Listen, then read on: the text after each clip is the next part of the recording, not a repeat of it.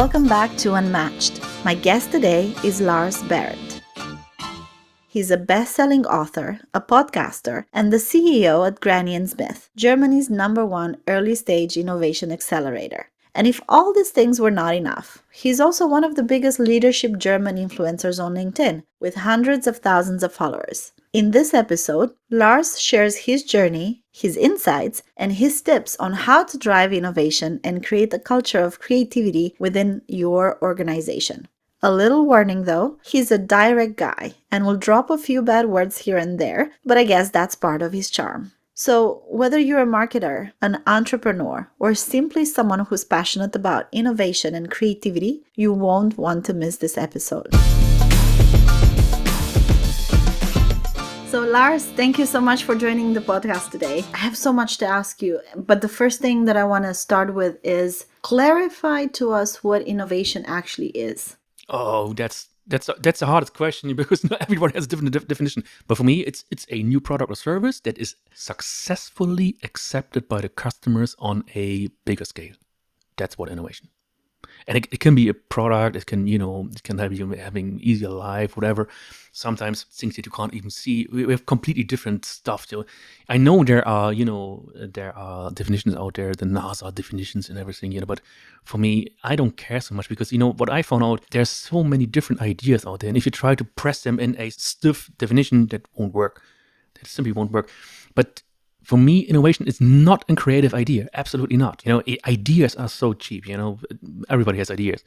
But successfully bringing them to the market, having them accepted by the customers, but by real buying customers, that's innovation for me. For someone that isn't really involved in this world, and for a curious person like me, innovation from the outside seems to be this, you're sort of a magician. And you have a magic wand and you create something that never existed before. And it's something completely new, it's something disruptive, something that changes the world. But is that really what innovation stands for? Or does it have different degrees and different shades of how much of a change that is to the market or how disruptive it is? Completely. 10,000 shades of gray. Completely different understandings for each. For example, we have a customer that says, the introduction of Office 365 is innovation for him. I said, what? Are you for real? No. That's one of the most boring jobs probably out there. But yeah, for our company, it's innovation. I say, okay.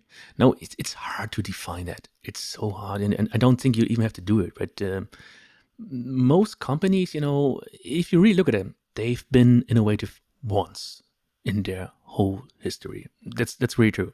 And from there, they just, having lots of variations, different colors, different styles, different applications. But most companies out there, it's also crazy, they're not getting older than a maximum of 17 years, and they're not really innovating. And that's actually, it's a little frightening if you think about that. The most of them also not really trying, because sometimes if you find a new product, it could disrupt the old one. It's happening very, very often. So yeah, it's a very difficult topic, and it looks like magic from the outside, but actually it's all about execution. It's not about the big idea. It's all about the execution. If someone has an idea, to really bring it to market, find out, is that something? And then, of course, you need all the marketing and sales stuff, whatever, to make it really become a reality. But the very first reaction, sometimes, in our projects, when we bring a new product to market every Friday, and sometimes we have to switch off the campaigns on Sunday because you are 100% sure that people love it because our inbox is exploding, right? And sometimes you leave a campaign running for like 2 weeks and you can see, oh my God, there's just like 25 customers, and if we would really bring this product to market, we need to invest like 10 million. Probably not such a good idea. But then again, you're getting feedback from someone that's asking you, why don't you do it in that way? And you say, oh my God, we are so stupid. We haven't seen that. And then you pivot a little bit, go out to the next test and find out, oh, look, there are 150 customers in just 1 week. Crazy, and that's the magic behind. Much more, but, at least the right direction. And also what I found really interesting, because I haven't really seen it anywhere else, but with you and your company and by reading your book, is You also say that part of being innovative is really the level of adoption from the market. You don't see innovation without that piece, right? Yeah, most of the people out there, they come from an R&D perspective, right? They think, they have probably developed a new material or, better absorption, better, I don't know, whatever. But it's okay having this understanding of innovation. I won't try to missionize them and tell them, no, it's different, blah, blah. But then again, if you're not selling new products with it, because, if you talk to C-level guys, there's just one decision, with just one big KPI, and it's sales. And if you don't address that, you have no chance of, really becoming successful. And even for, the big sustainable topic, I can tell you what, on number one KPI, it's not sustainability. It's first, does it sell? And yes, if we can fulfill sustainability goals with that, it's highly welcome, but it's not on number one. So, it's not so magic. And if you really work for the bigger companies, it's a hard job, absolutely. And it has nothing to do with magic. There is some topics in there that if you have a team behind developing a new innovative product, first thing is that everybody in the team really, really, really, really got to believe in it. If you have someone on the team that says, I don't know, I don't feel so right about this product, and I have my doubts, right? And it might sound a little hard, but then he can't take part in our project.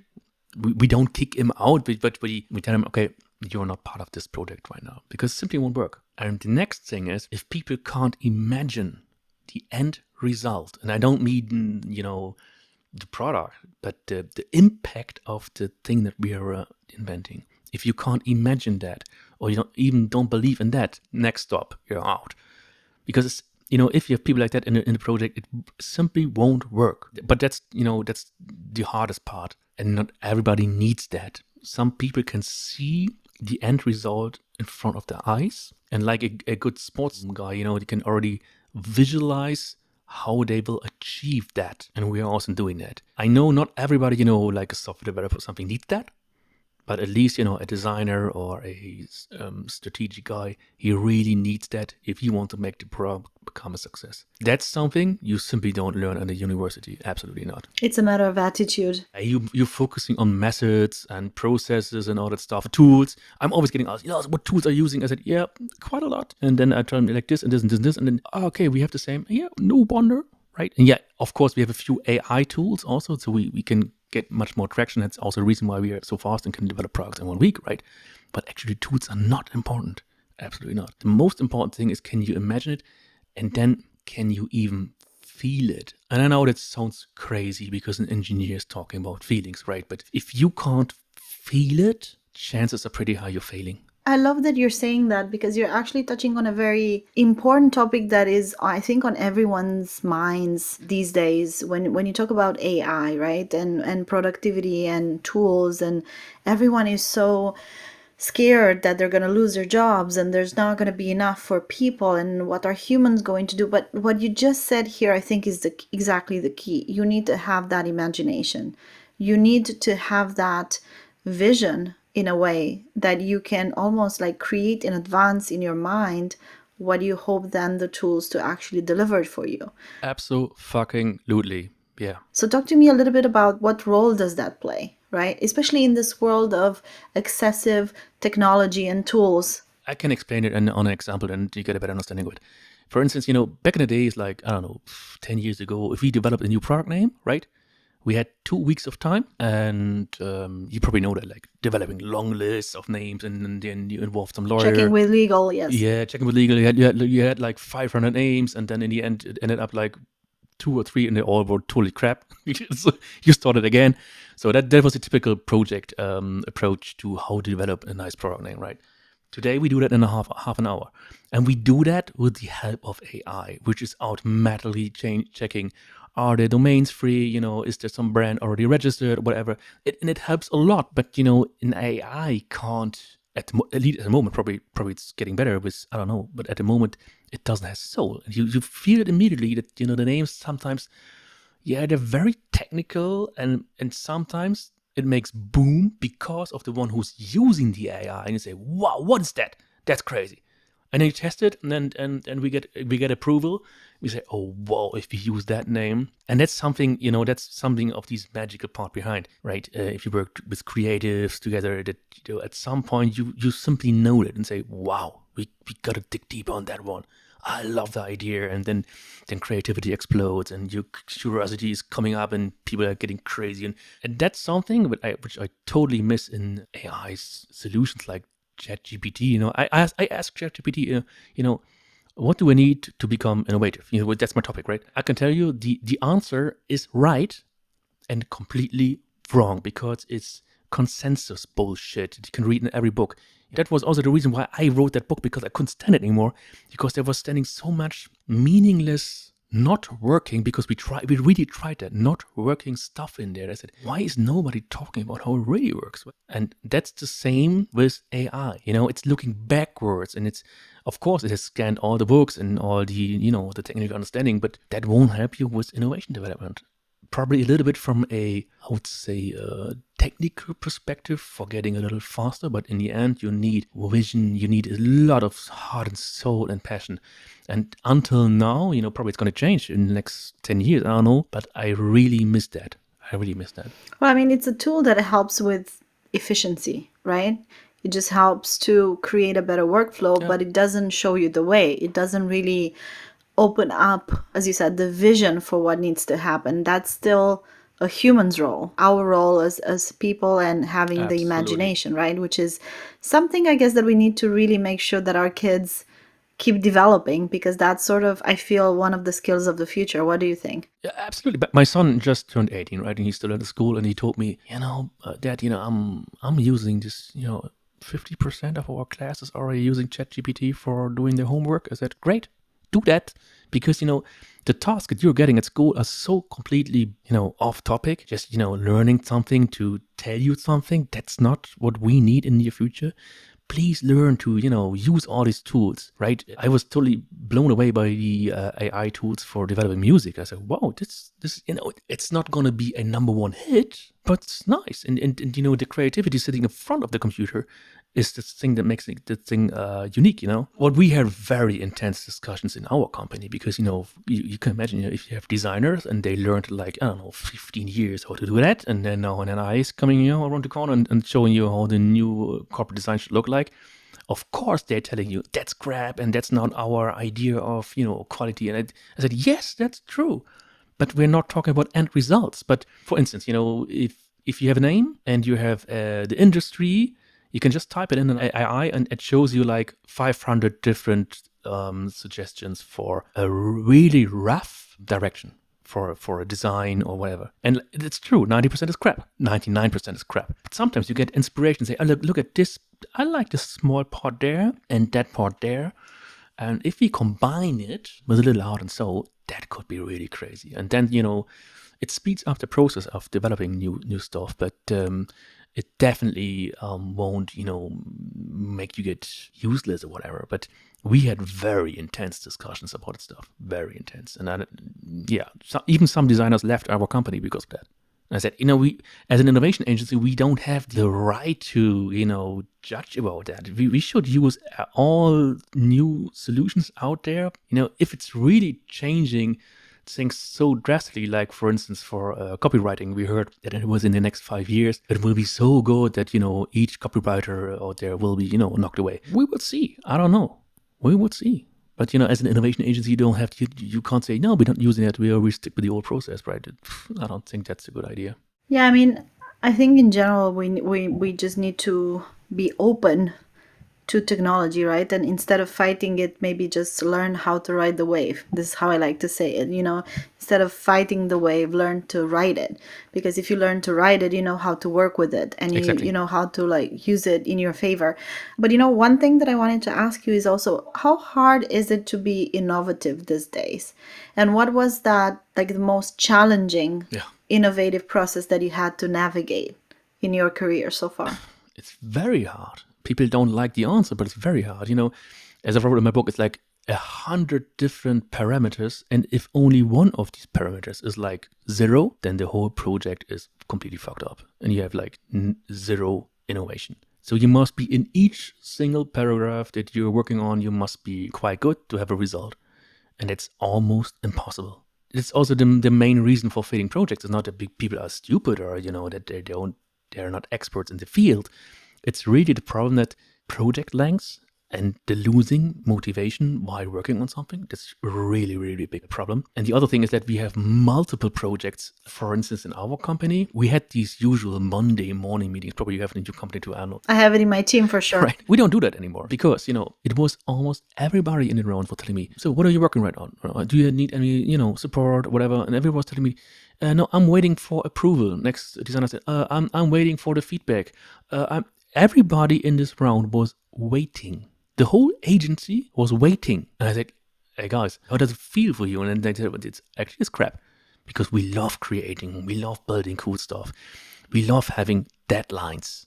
People told us that they love having deadlines. And as a creative, if you don't have deadlines, you're not very productive. I know exactly what in it general, is. There are probably some exceptions, but right? The night before the presentation is the moment of the spark. Exactly. And then you probably know also the next thing, it's always the first design that's the best. Always, it's so crazy.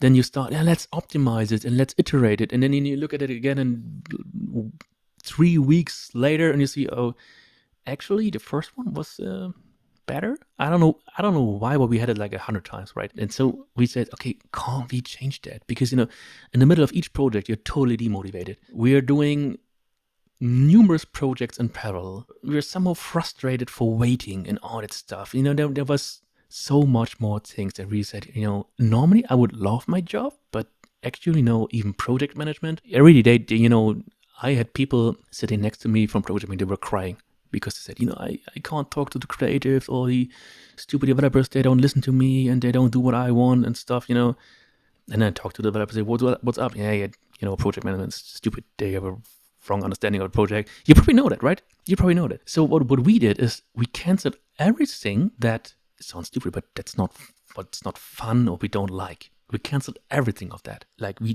don't have project management anymore. Nothing, zero. We don't, in Germany, it's typically if you have a project, you have to write down how long you have been working on a project, right? And we always had problems with that. We simply don't do it anymore because our project is 1 week. You don't have to write down that you're working on this and that customer. It's just one customer, and you can go all in on that. And all that stuff that if you work in a creative business, there are really 100 things that are really, really annoying. We killed all of them. That means that you can concentrate 100% on the task given without all the management bullshit. And that gives you so much more productivity, you won't believe it. And then we have these deadlines that you normally heard about. Now, like the deadline is in March. We don't have it. The deadline is today at 11 o'clock. We do that and it's actually working. And, it's kind of exhausting, really. It's hard and you're sweating. It's hard to explain. While you're doing it, people hate it. And it's like a roller coaster, emotional roller coaster. Like, I can't do that until 12 o'clock. If we don't have meetings anymore. How do you structure the work then? Yeah, it's easy. We have very small, it's 15 minutes video call altogether. Or we meet in a workshop room or whatever. And we are just presenting results. And then we're voting. So we're not getting into the details like, but can you do it a little more pink, green, what? Because everyone has a different understanding. We just vote. We just voted. And the goal is not having 100% perfect result because we learned there is no 100%. It's just 80 is okay. And in the very first beginning, at the first day, 10% is okay. It's okay. And then we iterate through that week from day to day with the only goal that by the end of the week, we have something that a normal customer can't differentiate from a real existing product. That's it. And it works each time. You know what is fascinating to me listening to what you're just saying is your mission in your company is to drive innovation for other companies. But at the same time, because you're doing that, you need to constantly innovate within your own company. Everything and rethink all the time how you do things. Is that ever tiring to constantly have to look at things and, reevaluate? Yeah, very good question. I would say, such a week is very intense. And we had presentation at the end of the week and people had to change their shirts and stuff because, we're totally wet. But then, if people are passionate about their jobs and they're presenting stuff and they're going live, they're really, really proud because they can see what they're actually working on in a minimum of time. My example, I drive home on Friday night and my wife asked me, what have you done? And I said, yeah, we've built this and that new energy solution and it can revolutionize the world. And she's looking at me, in one week? Yes. And you are proud. It's a hard job, but it's totally fulfilling. And, I don't even believe in these, new work, how do you call it, the work-life balance thing? Because if you've been in such a week and you gave it all, right? And by the end of the week, you've done it and you see then the results and people love it and resonating and you're probably tweaking a little bit and then they're resonating more. That's what the creators are here for, and I love But it. isn't that counterintuitive to the other idea? And especially, we're in Germany, right? And there's this thing about having a balance, maintaining the status quo, don't disrupt what is already established. There's a lot about that, right? And it's completely counterintuitive. And how does that work? It's completely counterintuitive. Yes, it is. But here comes the thing. The people within such an inner week, the designers, whatever, because I really mean it. It's an emotional roller coaster. Sometimes on Tuesday they say we can never do it. We have to cancel the job. They're getting really, really nervous, and then they start working. It's okay. You get support, whatever. And then sometimes on Wednesday, yeah, I probably I can do it. I don't know exactly. And then on Thursday, they say, yeah, I have a really nice solution here. I really love it. I love it. And people are in the job, all their emotions, and both sides, negative and positive. And by the end of the week, it's really always. We never had it that we said, oh, this was a really bad week and I hate it or something. We never had it because if we have the feeling, it's my job to say, stop, something's wrong. We have to change it immediately. We're not going that direction anymore.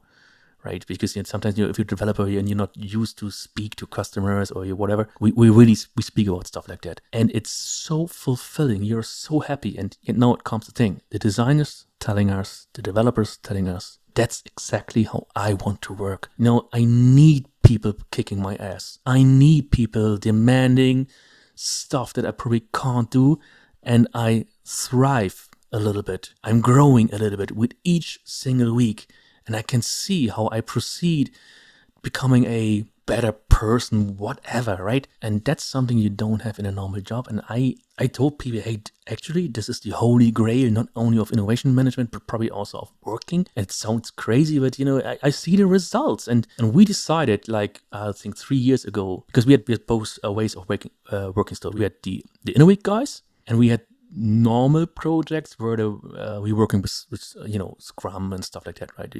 Scrum means you always have a backlog with 10,000 tasks, and actually you never really have the feeling of I've done it, because if you've done it, the backlog fills up again, and you say, oh, next up next week, and that's something that is actually, well, we found out, a little bit frustrating. And if you work in that mode, I can totally understand that you need a work-life balance and you need new work approaches. You want to work from home, whatever. I can totally understand it. But the way how we work at the moment, it's hard to explain, but the feedback is quite good.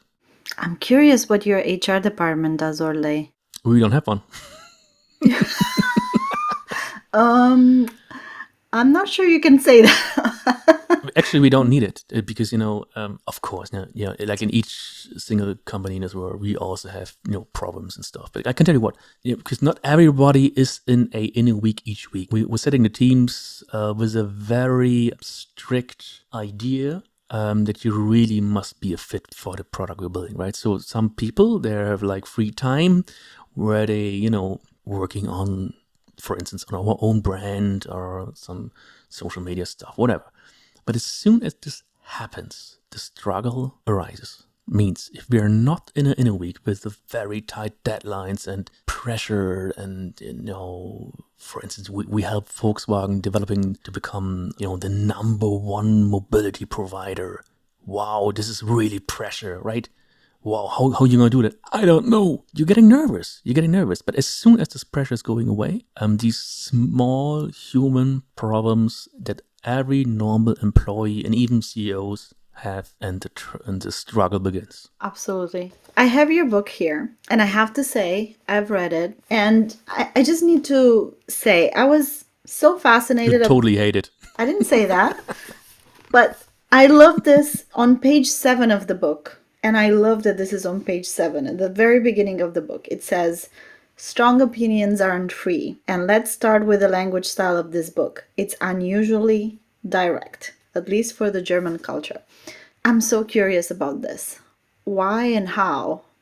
Why? Because that's my personality, right? If I see bullshit, I talk about bullshit and not about some flowers and blooms and how we could optimize I made this TED talk, and in this TED talk, I talked about the business mask. I don't know why, but people are used to put on a mask as soon as they are in business. I think it has to do with something with fear of rejection, or fear their career could be stopped and whatever. And what I found out, when doors are closed and you're talking to C-level guys or the biggest bosses, whatever, guess what language they're using? Like, they're completely human, right? I just talked to like 20 minutes ago, I talked to the CTO of Burmester.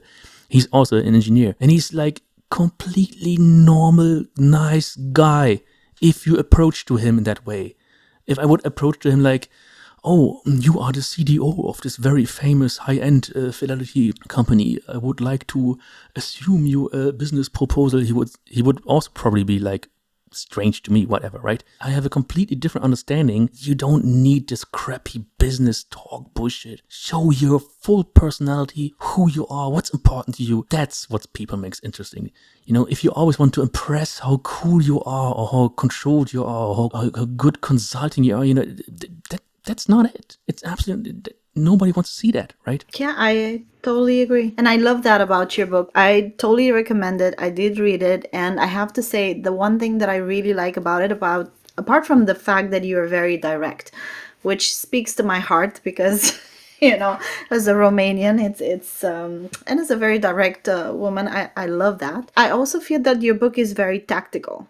It's very practical, and it's easy to understand, which I didn't expect, because I thought, a book about innovation had to have a lot of, difficult terms and technical terms, and what you're trying to really explain is exactly the process of how it all works out. I have the feeling if people use a language that is very, sophisticated, and they're using very long sentences and stuff, sometimes I have the feeling, are they really understanding what they're talking about? Should be easy, right? I use that in all of our postings. I write himself, and I don't have how you saw it, someone writing behind me my stories. I do that. If you can't explain it simple, then you simply haven't understood it well enough. Like, a very famous guy said that, right? And the same goes on for books and all that stuff. And even for our podcast, we started our podcast with the intention of, I don't think we ever had a real intention. It was just fun.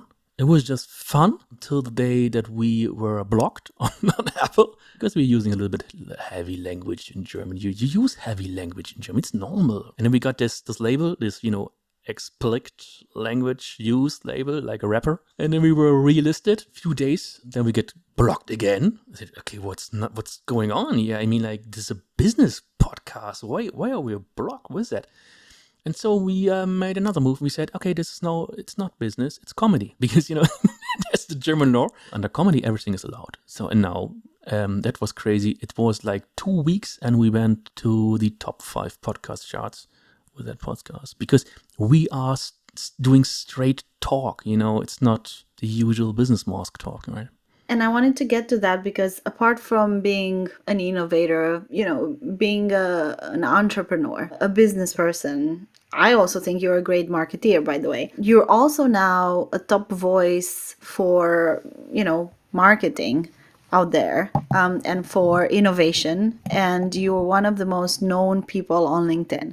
So I wanted to ask, what made you take that route, right? There's different routes. There's the traditional route of, cold calling, getting in touch with the potential clients and trying to get the business, that way. That's sort of what 99% of people and entrepreneurs and companies out there would typically do. But you said, okay, I'm going to use this platform. I'm going to use it to communicate what I believe in and to talk about my company. What made you do that? And what is the upside that you see there? There are numerous upsides I can explain to you, because back in the days we've done cold calling. We had to apply to the bigger companies, and now it completely changed, right? So the upside is people are now applying for us and asking, oh, can we work together? And we say, probably, we don't know. We have to ask our team if things are matching, and then you have to find a free slot. Let me check my schedule. It's completely changed, right? And we don't do any sales anymore or stuff like that. We don't have it, And so this is like the upside. But that wasn't the intention behind it. I didn't even knew that it could work like that. The intention was really what, I was totally, but all that stuff that I read, like, you have to become agile and then, you are innovative. I was like, no, that's not it. And if you want to be innovative, then you have to make sure that all of your employees have to feel 100% safe. That's what you read in every book. And it's complete bullshit. Even our own employees told us, this is bullshit. It's not going to work. We tried that. I told every employee, hey, you are 100% safe no matter what's happening here. And we had results that were not so cool. It's actually, it's like a mission, driven from within, that I have to tell people, don't believe all that bullshit you're reading in books. Don't believe people that actually you're just a professor at some university, but never really develop products, or even, developing products on one side, but they never successfully implemented new products at the market, right? Don't believe to them, because they're telling some, consensus story about something that won't work in practice. And that's my mission, right? And if you talk about practice, you can't use sophisticated words for that, because practice is not sophisticated. It's sometimes really, really easy, right? And, that's the main idea behind, really spreading the mission of that innovation don't have to cost millions or years. Please, we need innovation. Also in Germany, everything is frozen because of the multiple crises and stuff going on. And, people really are, we have to do innovation, but probably not the right time yet. You have to understand that's a typical German discussion right now. And, then someone, I don't know, for instance, from Japan is reaching out to me. Hey, Lars, we have this idea. Do you have a free slot? Budget is not important. Because they understand it's just a week. How expensive can it be? It's just a week. But then we have results, and and they're proven, and we have first customers, and then you can make the decision if you really want to become a reality with all the production details behind and big investments. But then you already know there's a product market fit, right? And that's something that's so important for me, to tell this story again, until hopefully everybody out there has finally understood it. How do you find the time to create all this content and to communicate like this? Because again, I want to go back to the fact that 99% of companies and people don't find it important. And the reason why they think it's not important is because they're busy and they're busy doing whatever, right? And I'm sure that you're a very busy guy, right? I mean, you're a CEO, you own a company, you have employees, you have projects. I'm sure you're very busy. Why is this a priority for you? And how do you find the time? It makes life so much easier. I don't have to reach out to companies anymore. We don't have to do marketing campaigns anymore. We don't have to, filling out some stupid, typical German paperwork shit anymore. Our life has become so easy because of, social media, the book, and whatever. Okay, writing a book is if you really mean it, it takes some time. I really mean it. And the last 10%, it's a complete pain in the ass. The hardest. It takes the same time as the first 80 or 90%. It's really, really annoying. But then doing content on a regular basis, and I read it on a regular basis, it becomes a habit. I do 2 posts per day, nothing more, because I don't believe in doing like 10 or 20 posts per day. I think it's actually bullshit, because people are already getting annoyed. Today, I just did 1 post because, I've been on an event and all stuff. It starts feeling awkward to me not having posted twice, because it's a complete habit. And producing content, I would highly recommend, even for CEOs, do it on your own. You don't have to do videos and stuff, but it's so easy. Get yourself a phone, make a video of something, you talk about stuff that's really important. You don't even need to cut it. It's bullshit. You don't have to do it. Just push it online. The more unprofessional or not Hollywood it is, the more people resonate with it, because they say, oh, that's real. It's not cut it, right? Our podcast production, it's not cut it. Absolutely not. So let's convince some CEOs there. What's your workflow out of the day? When do you find the time, and how do you use that time for creation or posting? Yeah, I know people always ask this, like, do you have a content plan and what is your strategy and all that stuff. Actually, I'm doing something and getting inspired. I write it down on my phone. Like, today I made a post about something, the covering S processes of innovation, right? And it was because I had a call with someone and he was asking, yeah, but how can we make sure that? I said, you can't make it sure. By playing it safe, you actually having a higher risk that your career will fail. Do that fucking week, but if you don't want it, it's okay, don't steal my time. And that was the inspiration for the post, right? There was someone laying in next to a waterfall, totally relaxed, not understanding that he is about to die, right? And I wrote something over it, like this is not the safe. Playing safe is not the safest way for innovation, something like this. And I'm not planning for likes or something, or what is the most resonating, whatever. It's something I get inspired daily, and I learned to use the tools on my own. I don't even have a video cutter because I don't, when I started briefing someone, can you please use this video and write that headline, whatever? It's complete crap. I use AI tools for this. And for instance, for a video like that today, I need less than a minute, including finding the right video somewhere in the internet, downloading it, bringing it in the right format, putting a headline on it, transcribing it, uploading it, writing a text to it. I know it's definitely not more than 10 minutes per day. And if you don't have that time, you will probably end up doing sales the whole day. And actually, the problem for me was you won't believe it, but I'm kind of introvert, I'm an engineer, okay, right? And actually, I hate calling people and asking them do you have a project for us, blah, blah, blah.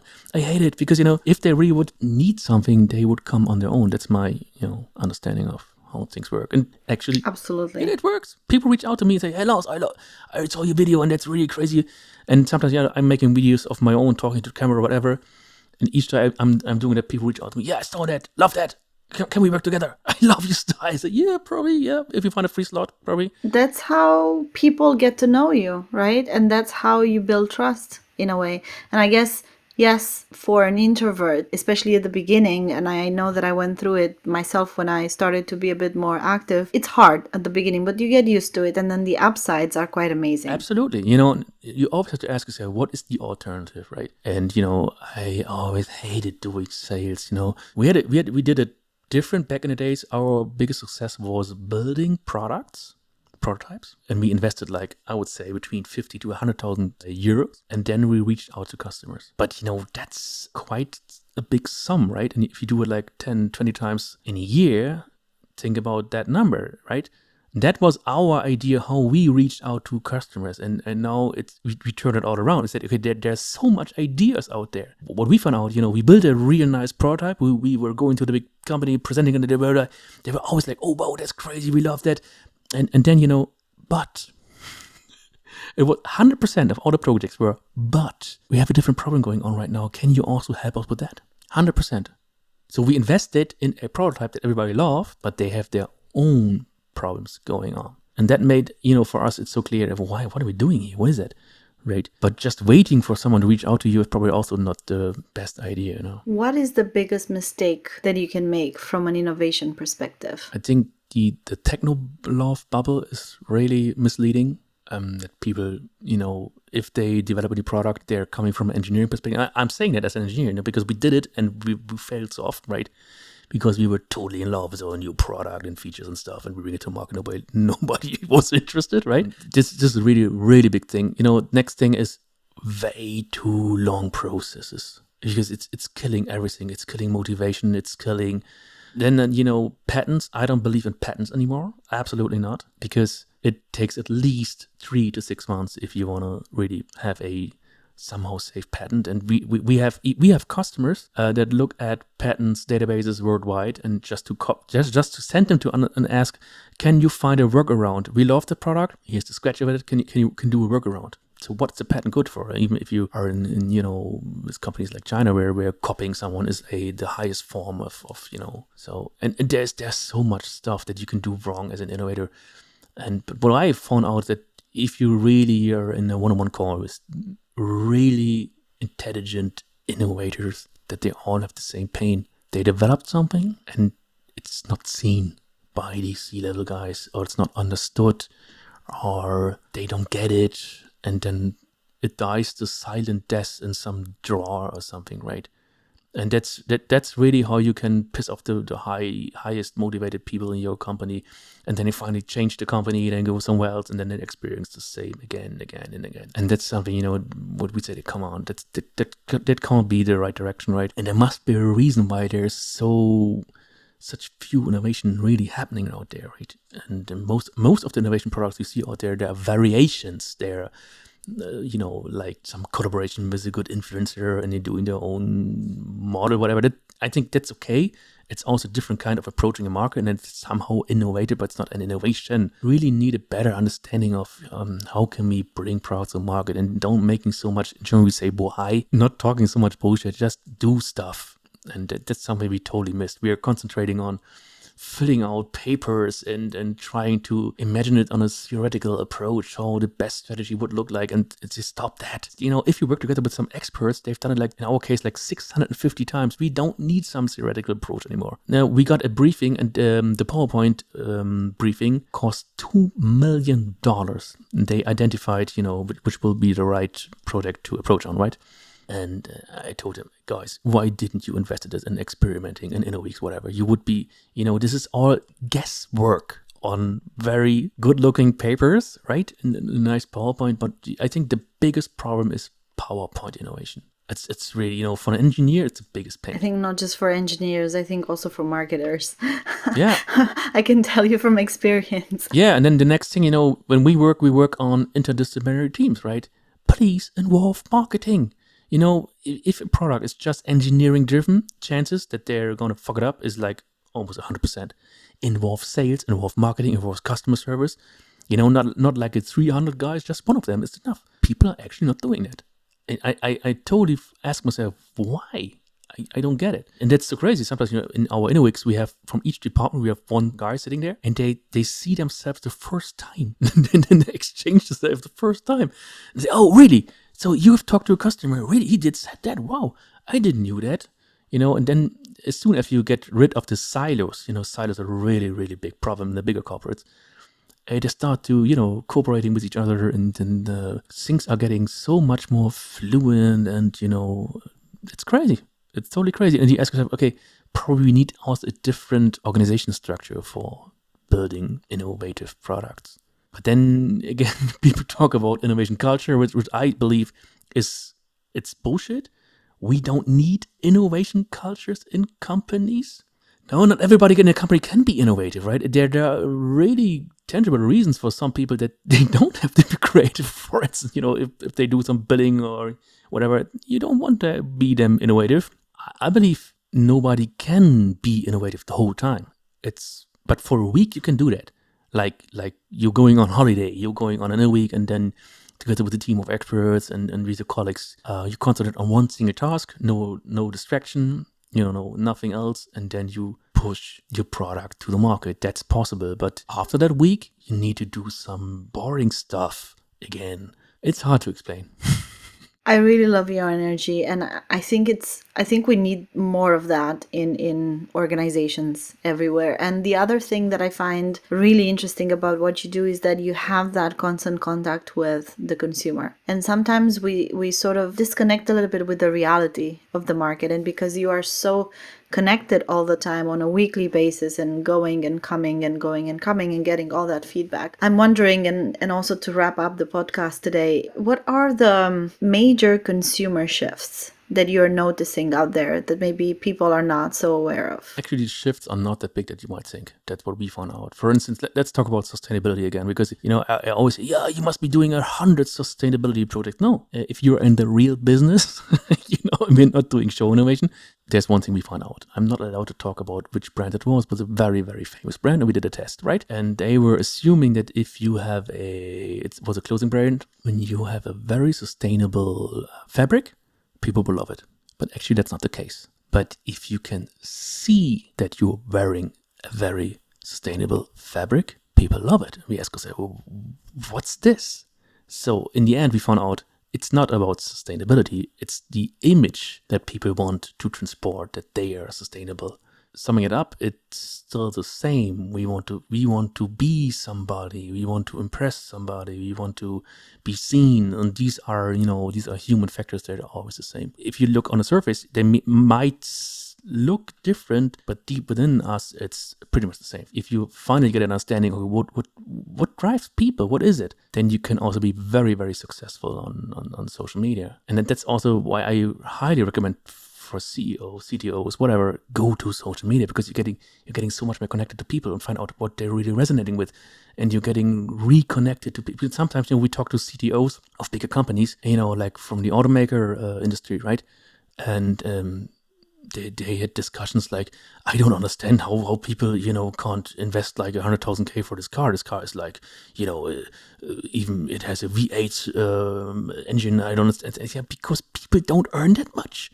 They are totally lost connection to normal people. And doing social media, you are getting kicked back to the normal situation so fast that you even get a better understanding of what are people ticking to, what they like, what they don't like. For instance, if you just talk about yourself, how great you are and how such a great innovator you are, you won't get any resonating stuff, right? If you enable others, if you really give value, if you really want to help others, and not just to make it a business, but to really want to help others, people find out about that and then they start resonating. And that's something, we lost in business. We are way too much KPI driven, and we're way too much, it's difficult. You probably know what I'm talking about.